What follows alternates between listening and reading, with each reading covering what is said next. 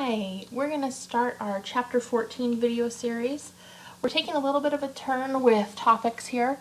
Chapter 14 talks about some of the instrumentation that's used in the lab room, and we're going to talk about half of the chapter. We're going to look at infrared spectroscopy, and then next semester you'll talk about the remainder of this chapter as well as Chapter 15. So in this chapter, we're going to cover infrared spectroscopy, which is an instrument that we use in the lab that tells us about functional groups. So generally at the end of an experiment, when you've made a product, you'll use this instrument to receive a graph, receive some data, and based off of the information on that graph, you'll be able to see peaks that will tell you that you have an alcohol or that you have an ester. So it gives you information about those functional groups. So it's a way to give you proof to show that you made what you were supposed to make. And it can also be a way to identify an unknown. So if you don't know what your compound is, you can at least narrow it down based off of those functional group peaks. Some other types of instrumentation that you'll learn about in the future are mass spectrometry, which is abbreviated as just MS or mass spec. It gives you information about molecular mass and molecular formula, which is definitely a very good starting point.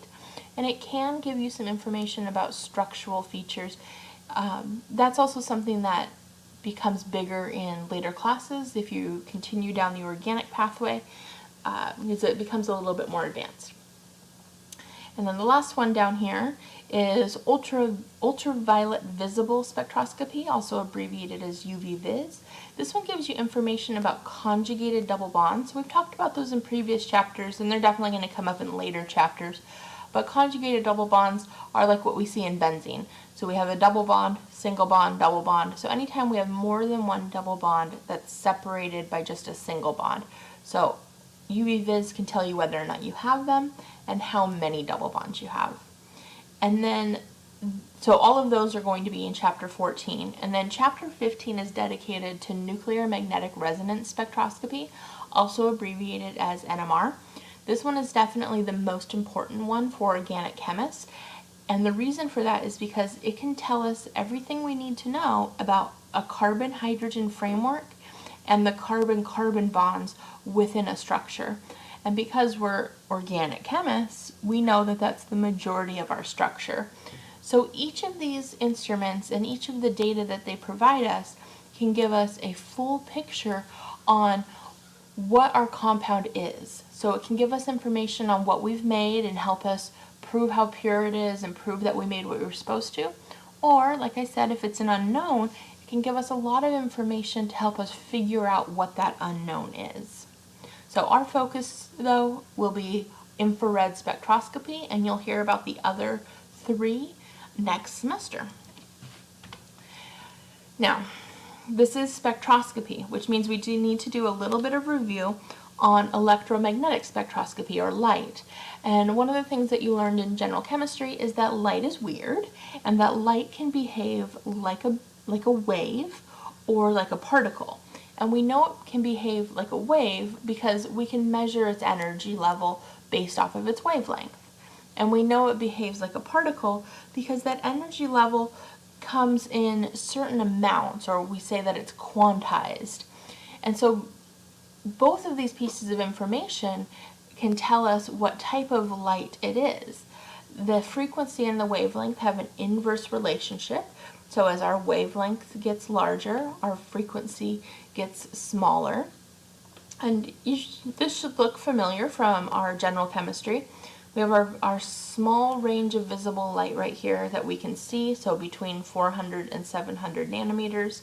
And then in energy levels above that, we have our ultraviolet, X-rays, and our gamma rays, and then in our energy levels below that, we have infrared and microwaves. Here is the type of light that our spectroscopy instruments utilize. So NMR is going to use radio waves, and infrared is going to use infrared waves, not a whole lot of deviation from the name there. And then same thing with our UV-Vis. It's using visible and our ultraviolet light. So essentially what we're doing with each of these is we're hitting our compound with that type of energy, with that type of light, and then seeing how it interacts, seeing what light passes through the structure or what light is absorbed and then re-emitted by the structure. So each of these are slightly different, but of course we're going to focus on our infrared. Now, we talk about a ladder when we talk about electromagnetic radiation a lot, because when you walk up a ladder, you can only step on the rungs of the ladder. You can't step in between them. And so we talk about that here because when we have a bond between two atoms, the energy of that bond and the energy that it can vibrate at is very specific amounts. It's quantized amounts. So if it can vibrate at a frequency of 10 and 15 and 20, that means it can't vibrate at 13 or 19 or 12 and a half. It can only vibrate at those specific levels. So this is going to be utilized as we hit our compound with our infrared light. It's going to cause our molecule to vibrate. Now, because it can only absorb certain types of energy, certain amounts of energy, the rest of the energy will pass through the molecule. Each bond is different though, and so we can measure the energy that is absorbed, and then once that energy is absorbed, it is re-released in the form of heat, and so we can record all of that information. So I did mention that the bonds are vibrating. So technically they're stretching and bending. These are our different types of vibrations. And if we were in person and in class right now, I'd make you get up and do these. My organic chemistry teacher called them OChem aerobics. But these are showing us the different stretches and bends that our bonds can do. Notice our stretches are divided into symmetric and asymmetric, so whether our atoms are going in opposite directions or the same direction. And then our bends, we have a handful of different types here. So whether they are symmetric or asymmetric, in plane, and then symmetric and asymmetric out of plane. So really the idea here is that each of these different movements has a specific energy associated with it based on the atoms that are connected to each other. We're going to be focusing on the stretches. You'll see the bends show up on some of the charts we look at, but the stretches are definitely going to give us a little bit more information.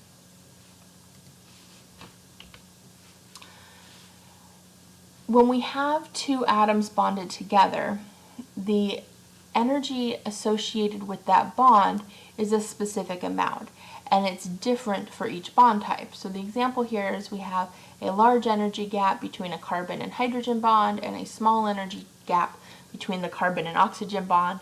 So we're going to hit the molecule with infrared light, but infrared light is a range of energies, and so we're going to hit it with all of the energy levels and record which ones get absorbed and which ones don't get absorbed. And then this information is put into a graph so that we can see what type of bonds exist within our structure. This graph is called a spectrum. So here's an example of an infrared spectrum. The y-axis over here is showing us percent transmittance. So this is showing us what light passed through our structure unabsorbed. So if we have a peak all the way up here, or excuse me, not a peak, but a line all the way up here at 100%, that means that it completely passed through.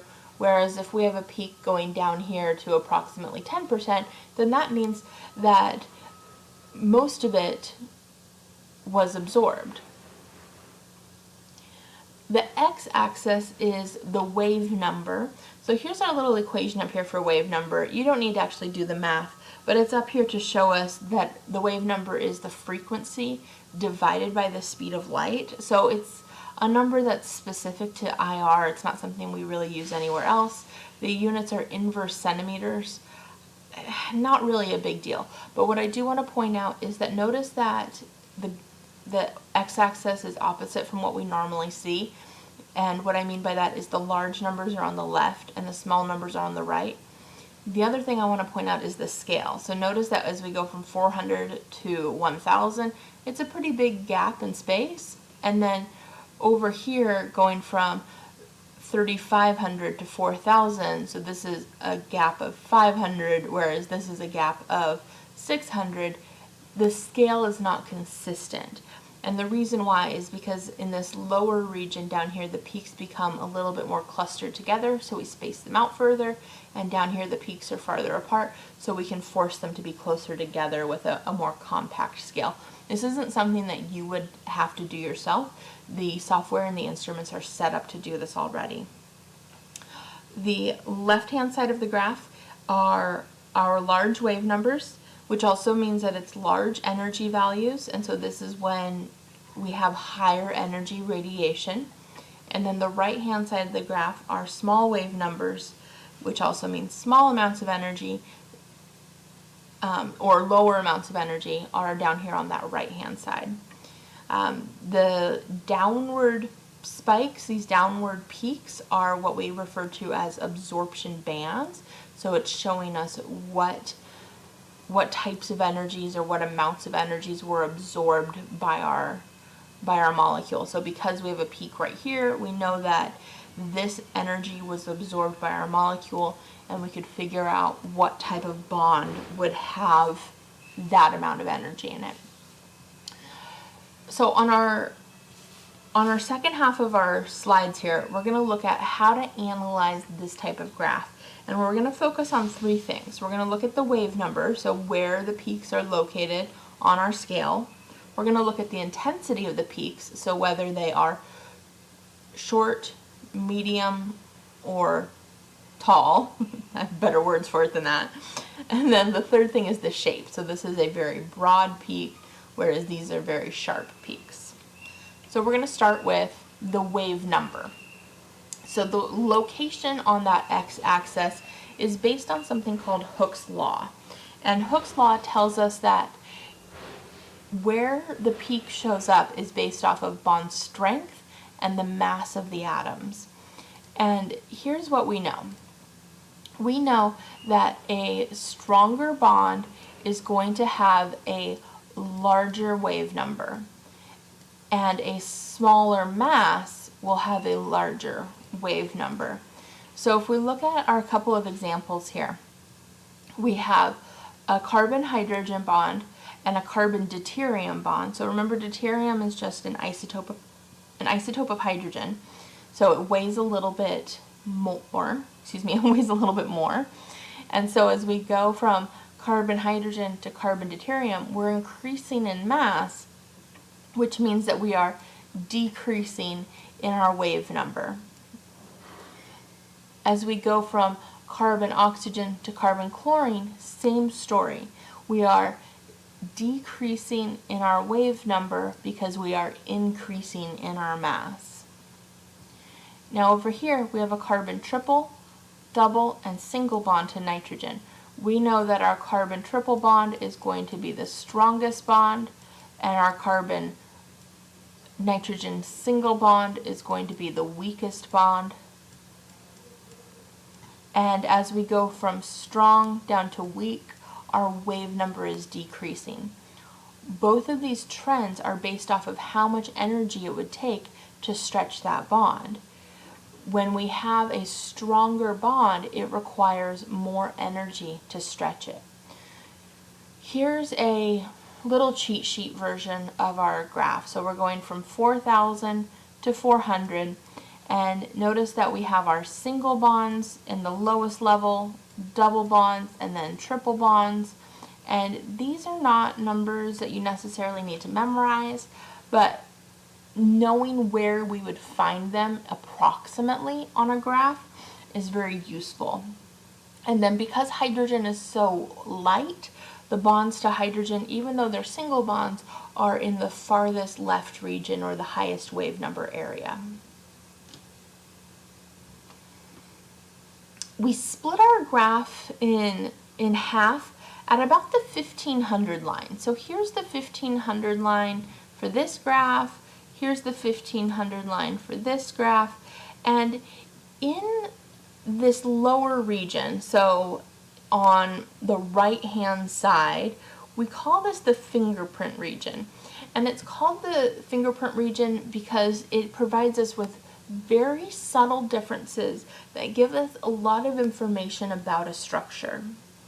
It can be difficult to read because there is so much information in there, but if we can pick out certain pieces, it can be useful. The left-hand side of the graph is where we spend most of our attention, and this is called the functional group region. It's also called the diagnostic region, but between 1500 and higher, that is where we spend most of our time and our effort, and it helps us learn about those functional groups. And down here, that's our fingerprint region.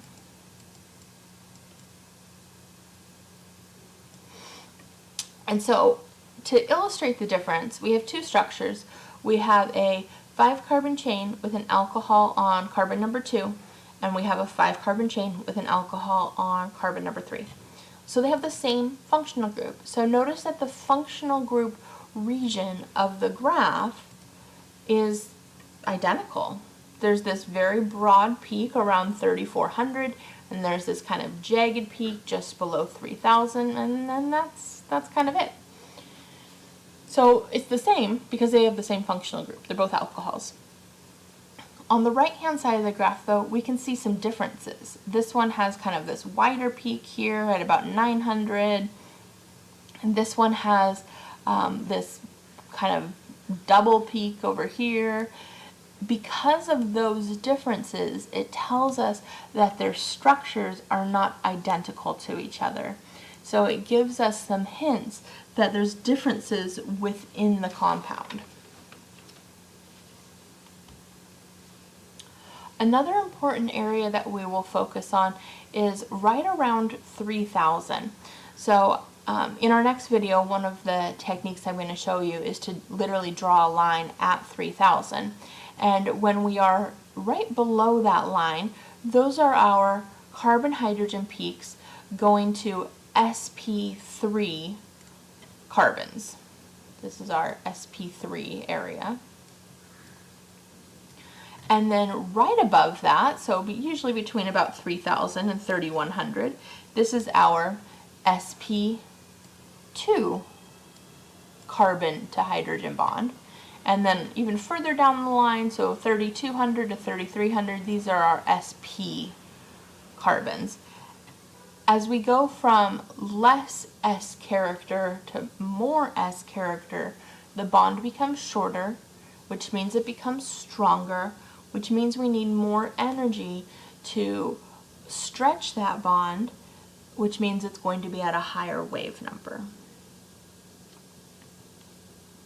Alright, last piece of information in our wave number section is how resonance can affect our structure, or affect our values. So here's our ketone. We normally see a carbon-oxygen double bond at about 1720, but when we have a ketone that has a double bond next to it, so this is called a conjugated ketone, the peak for the carbon-oxygen double bond now shows up at about 1680. So it's at a lower number. And the reason for this is the resonance with that conjugated double bond. And so our ketone carbonyl bond isn't a complete double bond. Because of the resonance, it's more like a bond and a half. So because it's not as strong of a bond, it requires less energy to stretch or vibrate that bond. So it's going to show up at a lower number. Alright, so this is all of our information for the wave number or the location of the peak. We're going to switch over to the intensity of the peak. So when we talk about intensity, we categorize our peaks as either being strong, medium, or weak. So we would label this peak right here as a strong peak. And this one right here we would label as a medium peak. And we don't often talk about weak peaks too often.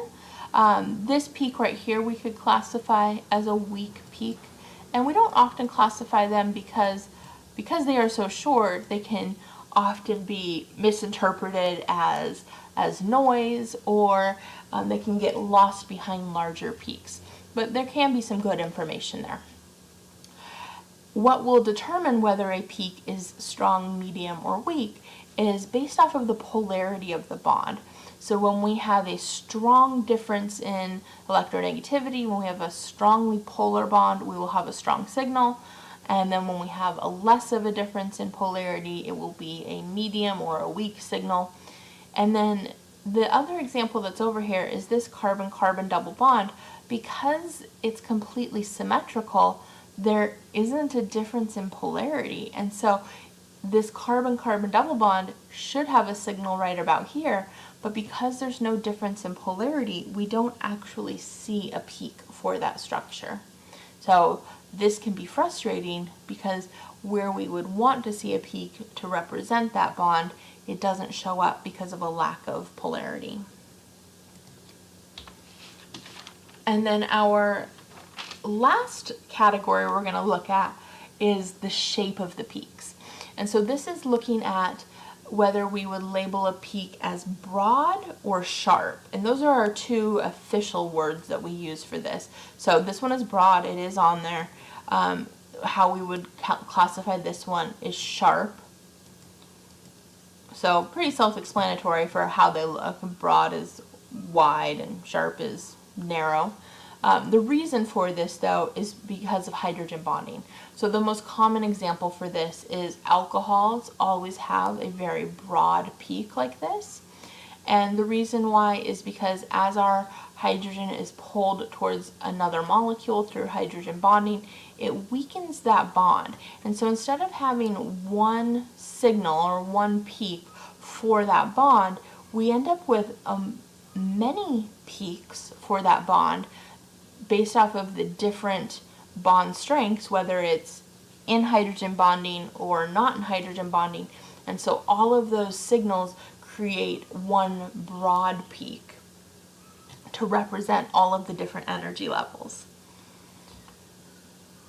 Now, I did say that it's most common with alcohols, but there are a couple other compounds that do this. Carboxylic acids are also common, and carboxylic acids form what's called a dimer. So we know that di, is two, and so if we think of like polymers, a dimer means that there's just two compounds, and so we do this double hydrogen bonding situation here. And I have hairy beard written here. One way to remember these is that an alcohol makes a tongue, a carboxylic acid gives us a hairy beard. So it's that wide peak, but it usually has some jaggedness on the bottom. And then our last two that fall into this category of being a little bit wide, and then the other thing they have in common is, this one didn't have numbers on it, but is where they're located. These are all located above 3,000. So our alcohol, our carboxylic acid, and our amines are all broad peaks that are above 3,000. Now our amines are more on the medium to weak side. If we have a primary amine, so it has our two hydrogens there, we get two peaks, so a set of fangs. And if we have a secondary amine, so only one hydrogen, we just get the one fang. And I'm calling them fangs because I saw a kind of a cheat sheet version on how to memorize these or remember them, and I really liked their explanation and their pictures. So here's our alcohol that looks like a tongue, our primary amine with vampire fangs, and our secondary amine with one fang. He's sad because he lost a fang. And then our carboxylic acid is our hairy beard. So kind of a cute, silly way to remember it, but it'll stick in your brain. Alright, that is it for this video. In the next video, essentially we're going to put all this to use. We're going to talk about how to analyze one of those graphs using all this information that we just talked about.